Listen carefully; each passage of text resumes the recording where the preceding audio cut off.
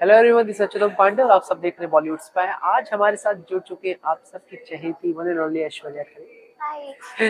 Welcome to Bollywood spy ma'am once again. Thank you so much. सबसे पहले show के starting में आपके साथ मुलाकात हुई थी, अब इस वक्त हो रही है।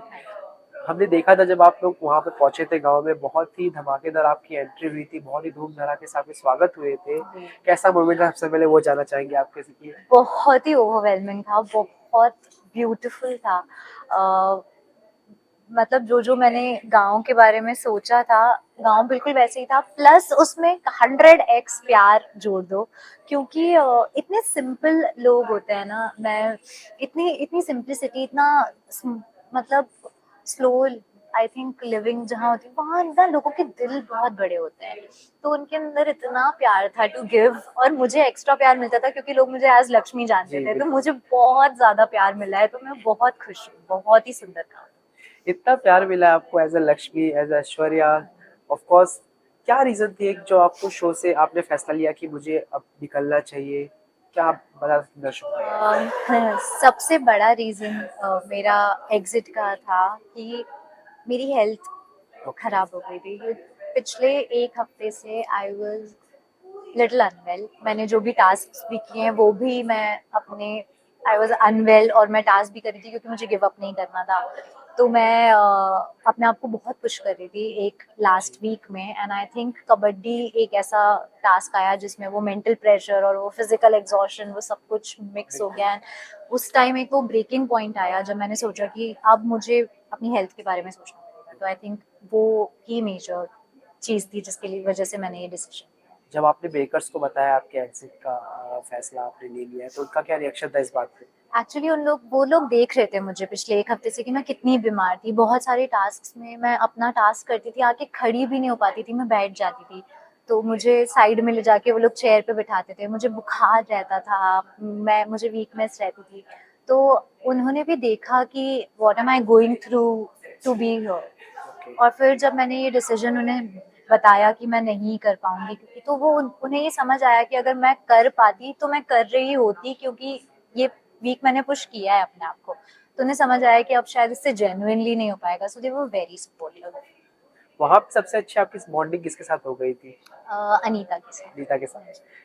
और ये भी देखा गया था कि आप लोग गाँव वालों के साथ जब कोऑर्डिनेट कर रहे थे, उनके साथ मिल-जुल रहे थे, बहुत अलग-अलग मेमोरीज बनाई। उसमें सबके आपकी मेमोरेबल मोमेंट कौन-सी है गाँव वालों के साथ? मुझे लगता है जो मैं उनके घर पे जाके रही थी फर्स्ट वीक में, हमें नेहा के घर पे वो मुझे लेके गई थी अपने घर पे, क्योंकि वो लक्ष्मी की बहुत बड़ी फैन थी। तो मुझे वहां पर जो प्यार मिला है, वो 3 महीने थी और उनकी छोटी बच्ची थी घर में, हम सब साथ में सोते थे, रात में मस्ती करते थे, बातें करते थे, फिर सो जाते थे। सुबह उठ के हम चूल्हे पे चाय बना रहे हैं, पोहा बना रहे हैं।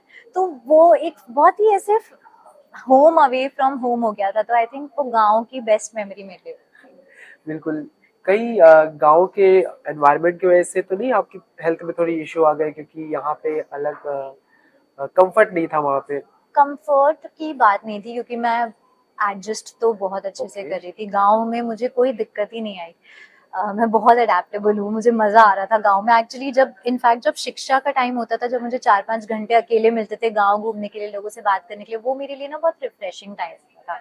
उसमें मुझे बहुत अच्छा लगता था कि मैं अकेले जा रही हूँ, लोगों से उनकी बातें सुन रही हूँ, उनकी स्ट्रगल सुन रही हूँ, उनकी स्टोरी सुन रही हूँ। तो वो मुझे बहुत अच्छा लगता था, वो मुझे इनफैक्ट अप करता था। बिल्कुल।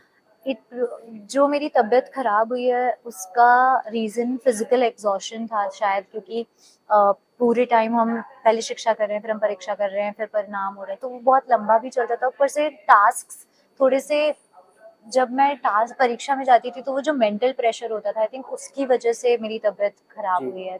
बहुत सारी ये भी देखने को मिला है कि कंटेस्टेंट में से एक हीटेड आर्गुमेंट हो दिखने को मिला था बीच में। चीजें। क्या रीजन था? आप भी वहां पे थी, अनीता, अंजुम, कुछ बता सकती हैं क्या हुआ था? तो 3-4 हीटेड आर्ग्यूमेंट हुए थे जब मैं वहां पर थी। कौन से वाले की बात कर रहे हैं आप? एक्चुअली बहुत सारी चीजें ऐसी हुई हैं। मेरे तो बहुत छोटा टाइम मैंने स्पेंड किया है, बट आई थिंक एक आर्ग्यूमेंट था जिसमें उन्होंने मुझे मिसफिट बोला था, पर मैं वहां से चली गई थी। डॉली और अंजुम के बीच में थोड़ा सा आर्ग्यूमेंट हुआ था, एंड आई थिंक वो एक चीज थी। बट मुझे ऐसा लगता है कि अगर कोई अपना कुछ ओपिनियन दे रहा है, किसी की कुछ थिंकिंग है, तो मेरा ऐसा मानना है कि मुझे उन्हें क्लैरिफाई करने की कोई जरूरत नहीं, क्योंकि मुझे मन में पता है मैं क्या हूँ, मेरी जर्नी लोगों को दिख रही है मैं क्या हूँ। तो मैं आर्ग्यूमेंट्स में नहीं घुसती हूँ।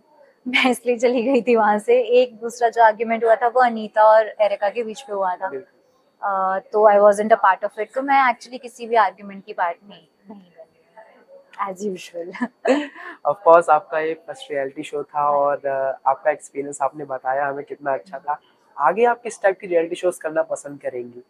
मुझे लगता है कि कैप्टिव रियलिटी, जिसमें कि आप अपनी फैमिली से दूर हो जाते हो, आप अपने घर वालों से बात नहीं कर सकते, वो मेरे लिए बहुत डिफिकल्ट होगा, क्योंकि जैसे कि ये था। हाँ, मेरे लिए बहुत डिफिकल्ट। आई थिंक सबसे ज्यादा जो मुझे ब्रेक किया है वो यही था कि वो अपने परिवार से दूर थी। मैं अपनी फैमिली से बात नहीं कर पा रही थी, क्योंकि वो जो मोटिवेशन, जो वो आपको कॉन्फिडेंस मिलता है जब आप अपनी फैमिली से बात करते हो ना, वो आपको और कोई नहीं दे सकता इस दुनिया में। मुझे तो स्पेशली कोई नहीं दे सकता। तो मेरे लिए बहुत डिफिकल्ट होगा, बट क्योंकि ये एक्सपीरियंस बहुत फ्रेश है अभी मेरे माइंड में, तो मैं इसके बेसिस पे कोई डिसीजन नहीं लेना चाहती कि मैं ये नहीं करना चाहती हूँ। आई थिंक आगे जाके मैं अगर मेंटली फिट हो गई, मेंटली रेडी हो गई, या फिजिकली फिट हो गई, तो मैं आगे भी किसी चीज, नेवर से नेवर, मैं बिल्कुल आगे भी ट्राई करूंगी जितना भी मुझसे हो पाएगा। But I think a show like झलक दिखला जा या लाफ्टर शेफ, जिसमें ऐसा नहीं होगा कि आप अपने परिवार वालों से दूर रहोगे, कहीं और रहोगे, बंद रहोगे, ऐसा नहीं होगा। तो आई थिंक वैसा कुछ मैं ट्राई कर सकती हूँ। It's gonna be more fun, और थोड़ा मेरे टाइप का शो होगा। जी। अपनी क्रिएटिव चीजें दिखाने का मौका मिलेगा उसमें मुझे। तो बिग बॉस भी शुरू होने वाला है, उसमें जाने के लिए क्या सोचा है? मैंने आपको बोला ना, अभी इतना फ्रेश है ये कि मैं इसके बेसिस पे फिलहाल डिसाइड नहीं करना चाहती कि मैं कुछ करना चाहती हूँ या नहीं। Thank you so much ma'am, बहुत अच्छा लगा आपसे बात करके। Thank you so much.